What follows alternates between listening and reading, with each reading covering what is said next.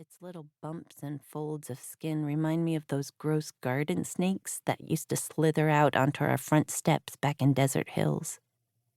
When we were little, my older brother Nick loved chasing those things, grabbing their slinky bodies with both hands and shoving them in my face.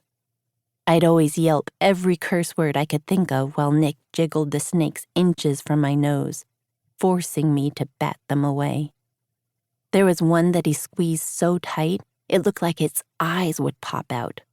I snagged it out of his hands. The snake's skin was hot and slick.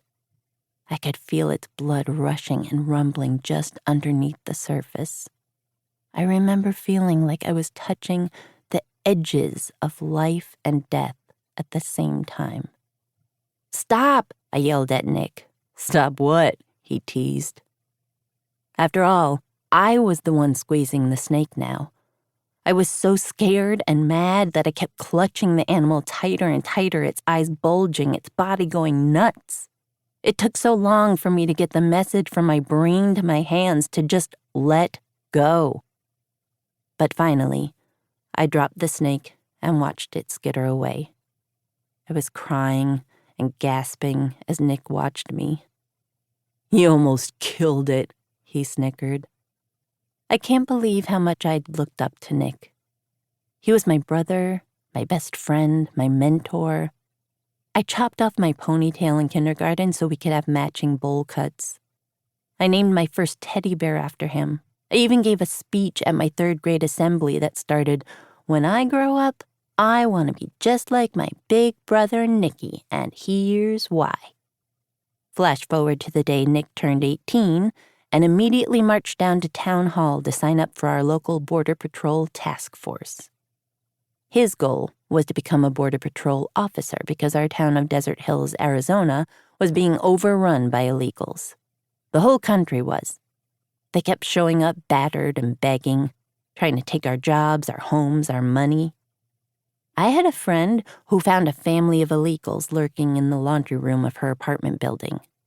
When she reported them to the police, the kids tried to hide in the dryer, and the mom flung herself on the ground and had a full-on tantrum. It was pathetic.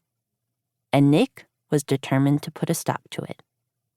I remember after he signed up, he came home tall and thick with pride. Mom started bawling. "So damn proud of you, Nicky," she rasped. She pulled Nick into one of her chokehold hugs, and his eyes bugged out at me, a little like that slithery snake. "So damn proud."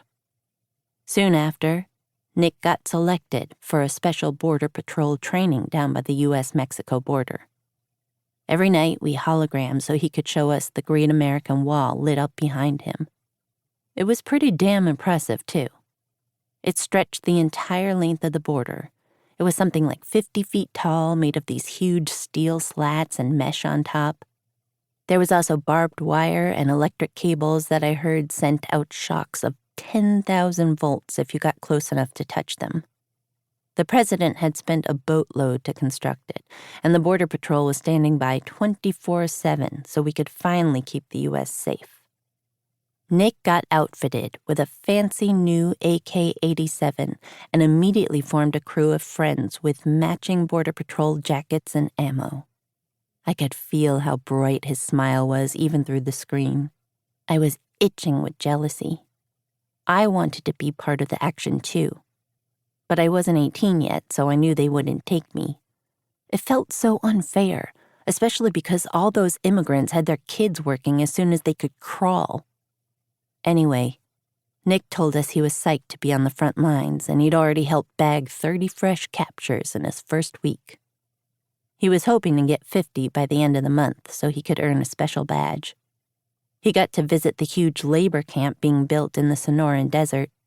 This is where illegals could go and pay their debts to society by hauling rocks and dredging for new water sources.